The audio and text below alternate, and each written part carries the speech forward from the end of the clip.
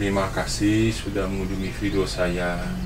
Kali ini saya akan menceritakan cerita rakyat dari daerah Cirebon. Ya, daripada video perjalanannya dibuang kan sayang. Jadi untuk mengisi suara, saya akan bercerita sedikit mengenai cerita rakyat daerah Cirebon. Baiklah, tanpa basa-basi, begini ceritanya. Kisah cinta Baridin dan Surat Minah, Kemat Jaran Goyang. Dahulu di Cirebon telah hidup seorang bujang lapuk bernama Baridin. Parasnya jelek, juga dekil. Baridin adalah seorang anak dari janda tua yang miskin. Namanya Mbok Wangsi.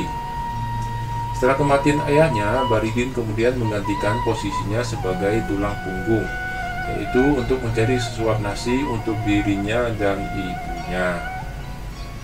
Bukan soal tampang jelek maupun kemiskinan Baridin yang menjadi gempar daerah Cirebon di zamannya, melainkan kisah cintanya yang berakhir dengan kematian. Dikisahkan, Baridin mencintai seorang gadis anak sematawayang seorang duda kaya di Cirebon. Gadis itu bernama Surat Minah. Gadis cantik dan kaya mana yang mau diperistri oleh bujang lapuk, miskin, jelek lagi, dekil. Begitulah gambaran keogahan Surat Minah untuk diperistri oleh Baridin. Setelah Baridin terpikat pada Surat Minah, Baridin memaksa ibunya untuk melamar gadis idamannya. Tapi ibunya menolak, karena baginya tidak mungkin seorang kaya raya menerima lamarannya. Namun demikian, Baridin terus mendesak supaya ibunya mau melamarkan gadis pujaannya. Bahkan Baridin mengancam akan bunuh diri jika sampai ibunya tidak mau menuruti kehendaknya. Berdasar paksaan dan takut kehilangan anak satu-satunya, kemudian Mbok Wangsi memberanikan diri untuk melamar Surat Minah. Sampai di rumah Surat Minah, Mbok Wangsi kemudian diperlakukan tidak manusiawi, dihina, dicerca, dipukul, diludahi, dan bahkan diusir oleh Surat Minah dan ayahnya ketika selesai menyampaikan maksud kedatangannya. Mendengar berita mengenai perlakuan kasar Surat Minah pada ibunya, Baridin marah besar, sekaligus merasa bersalah pada ibunya. Hinaan itulah kemudian yang membuat Baridin kehilangan akal sehatnya. Ia seperti gila padahal tidak gila, sedang di sisi lain ia tetap masih mencintai Surat Minah. Atas dorongan sakit hati dan rasa menaklukkan gadis pujaannya, Baridin kemudian mengambil jalan setan. Ia melakukan guna-guna, berpuasa 40 hari 40 malam tanpa makan. Guna-guna tersebut diniatkan agar Surat Minah tergila-gila padanya. Guna-guna penakluk wanita di Cirebon disebut kemat atau pelet. Adapun kemat yang Baridin amalkan adalah ajian kemat jaran goyang. Setelah 40 hari 40 malam, benar saja, Surat Minah mendadak tergila-gila pada Baridin, bujang lapuk yang dulu pernah ia dan keluarganya hina. Surat Minah bahkan berteriak-teriak, menangis dan memohon kepada bapaknya agar supaya dinikahkan dengan Baridin. Surat Minah gila. Sebagai seorang duda kaya yang hanya memiliki anak satu-satunya, mengendam ayah, Surat Minah tidak menginginkan hal-hal buruk terjadi pada anaknya. Oleh karena itu, Mangdam kemudian menuruti kehendak anaknya. Mangdam kemudian mengajak Surat Minah untuk menemui Baridin dengan niat mengawinkannya. Namun sayang, nasi sudah menjadi bubur. Maka ketika Mangdam menemui Baridin, ternyata Baridin sudah menjadi mayat. Kematian Baridin disebabkan rasa sakit hati yang mendalam ditambah rasa lapar yang menusuk karena selama 40 hari 40 malam ia tidak makan walau sesuap. Sementara Surat Minah setelah kematian Baridin menjadi orang gila yang dalam mulutnya hanya keluar kata-kata Baridin, Baridin, dan Baridin. Selanjutnya tidak berapa lama kemudian Surat Minah pun meninggal dunia. Sementara itu Mbok Wangsi sehari-harinya diliputi kesedihan karena kehilangan anak sematawayang yang menafkahinya. Pun juga demikian dengan Mangdam, hari-harinya diliputi dengan penyesalan dan kehilangan.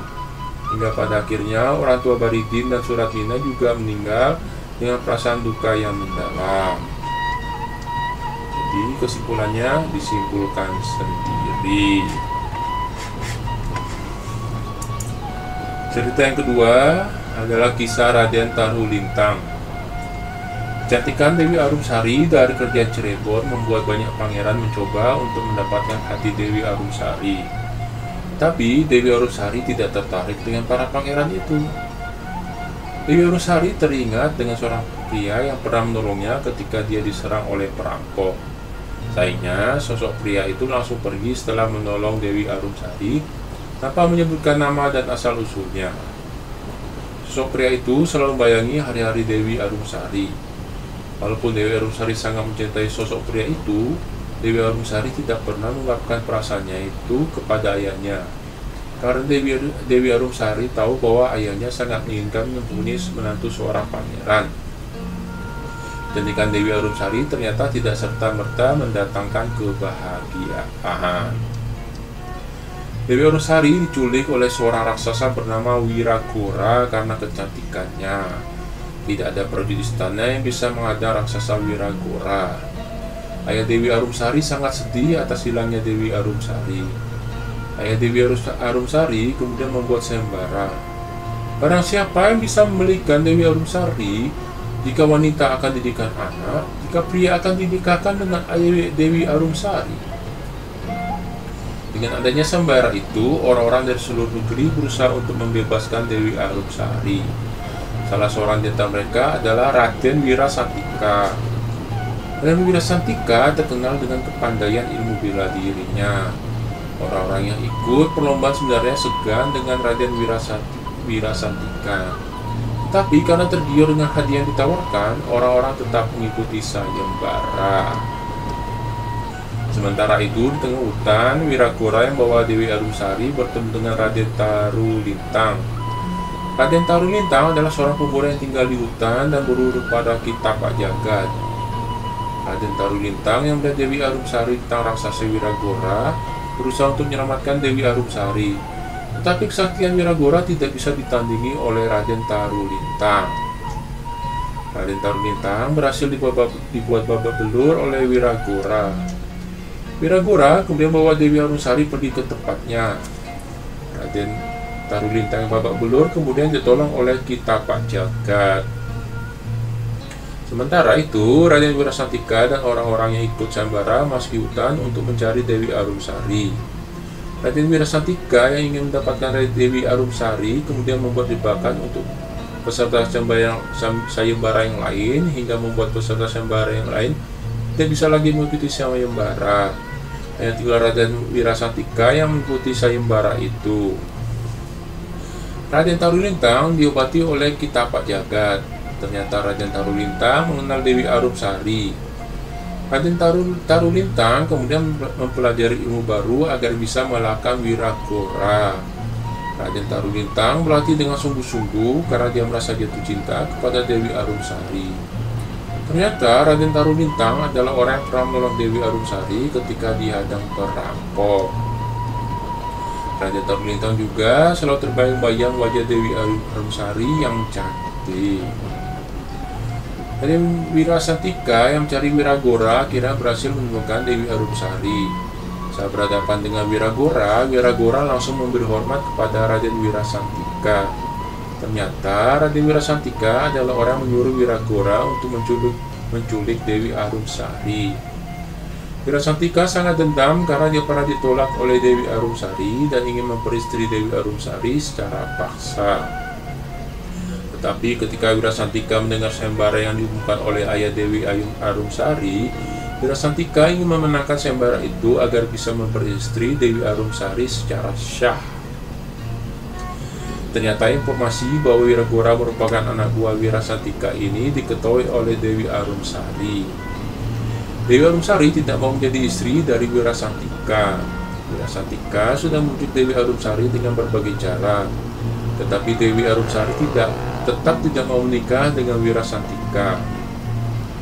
Akhirnya Wirasantika membuat Dewi Arumsari jatuh cinta kepadanya dengan kekuatan dari Wiragora. Wiragora mempunyai kekuatan hipnotis yang susah untuk dihilangkan. Akhirnya Dewi Arumsari mau menjadi istri Wirasantika. Pernikahan akan dilangsungkan di istana ayah Dewi Arumsari. Wirasantika kemudian bawa Dewi Arumsari kembali ke kerajaan. Sementara itu, Raden Tarulintang yang mencari Wiragora akhirnya berhasil menemukan persembunyian Wiragora. Setelah terjadi pertarungan seru, Raden Tarulintang berhasil mengalahkan Wiragora. Tapi Raden Tarulintang tidak menemukan Dewi Arumsari. Setelah dipaksa, akhirnya Wiragora mengatakan bahwa Dewi Arumsari sudah dibawa oleh Wirasantika ke istana.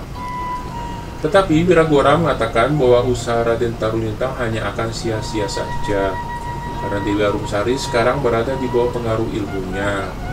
Seberapapun usaha Raden Tarulintang tidak akan bisa berhasil, karena ilmu Wiragora hanya bisa dihilangkan dengan mendapatkan mustika ular. Demi cintanya kepada Dewi Arumsari, Tarulintang pergi mencari mustika ular. Mustika ular dikenal oleh rakyat kerajaan Cirebon sebagai mustika sakti. Untuk mendapatkannya pun tidak mudah. Banyak orang yang berusaha mendapatkan mustika ular untuk menambah kesaktiannya. Tapi orang-orang yang mencari mustika ular itu tidak pernah kembali lagi. Ular yang punya mustika itu adalah ular raksasa yang tinggal di sebuah gua di gunung berapi. Dewi Arumsari dan Wirasantika tiba di istana. Semua senang menyambut kedatangan Dewi Arumsari. Tetapi penasihat raja tidak senang dengan Wirasantika. Penasihat itu sudah tahu sepak terjang Wirasantika yang suka menindas rakyat kecil. Penasihat khawatir dengan keadaan rakyat jika Wirasantika diangkat menjadi raja. Ayah Dewi Arumsari yang mengetahui hal itu tidak bisa membatalkan janjinya untuk menikahkan lelaki yang bisa menyelamatkan Dewi Arumsari. Apabila Dewi Arumsari yang sudah di bawah pengaruh ilmu Wiragora terlihat sangat mencintai Wirasantika, pernikahan akan dilangsungkan 3 hari lagi. Sementara itu, Raden Tarulintang yang mencari mustika ular akhirnya berhasil menemukan ular yang mempunyai mustika di kepalanya. Ternyata ular raksasa yang punya mustika itu sangat sakti. Raden Tarulintang sempat kewalahan, tetapi akhirnya Raden Tarulintang berhasil mendapat mustika itu. Raden Tarulintang langsung pergi ke istana. Sudah 3 hari berlalu, pernikahan antara Wirasantika dan Dewi Arumsari akan segera digelar. Ayah Dewi Arumsari terlihat hanya bisa pasrah. Sudah banyak tabib yang diam-diam disuruh untuk menyembuhkan Dewi Arumsari, tetapi tidak ada satupun yang berhasil. Di saat terakhir pernikahan akan dilangsungkan, Raden Tarulintang datang sambil membawa batu mustika ular. Dewi Arumsari berhasil disembuhkan. Wirasantika sangat marah dan menyerang Raden Tarulintang. Setelah terjadi perkelahian beberapa waktu lamanya, akhirnya Raden Tarulintang berhasil mengalahkan Wirasantika. Dewi Arumsari sangat senang melihat Raden Tarulintang yang selama ini selalu diimpikannya. Akhirnya raja menikahkan Raden Tarulintang dan Dewi Arumsari. Raden Tarulintang kemudian diangkat menjadi pati dengan gelar Dipati Arya Kusuma. Tamat. Kesimpulannya, simpulkan sendiri.